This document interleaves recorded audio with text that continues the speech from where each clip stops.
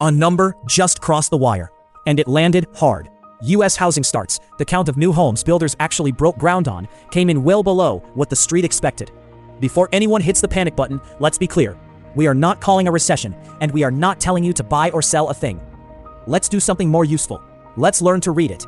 Because a big miss is a signal, but how you read it decides whether it means anything. So let's put the actual numbers on the table. The prior month ran around 1.465 million starts. The street, economists' consensus, expected about 1.43 million. The actual number came in at 1.177 million. That's a shortfall of roughly 250,000 homes, about 18% below expectations. This wasn't a small wobble around the forecast. It was one of the weakest starts prints since the post-2022 rate squeeze. Here's the part most people skip, and it's the key to reading any release. So why didn't the market already know? Markets don't react to the level of a number. They react to the surprise. The street's consensus is already baked into prices before the data drops. What moves things is the gap between what was expected and what showed up. On that scale, this was a big negative surprise, about 18% below consensus. Picture a dial from a big beat to a big miss.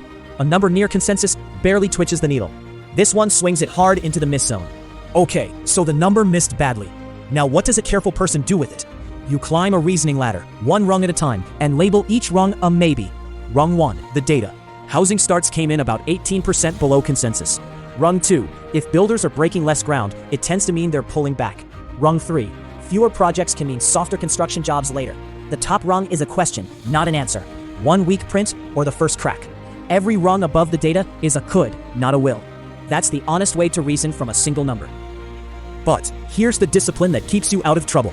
Do not extrapolate one print into a trend. So is this the start of a slump? Maybe not. Monthly housing data is genuinely noisy. It gets revised, and weather alone can swing a month. And the nuance most headlines skip. Building permits, which lead starts, came in roughly in line. The forward-looking gauge did not collapse the way starts did.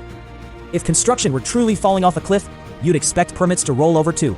One ugly print with permits steady is a flag to watch, not a verdict to act on.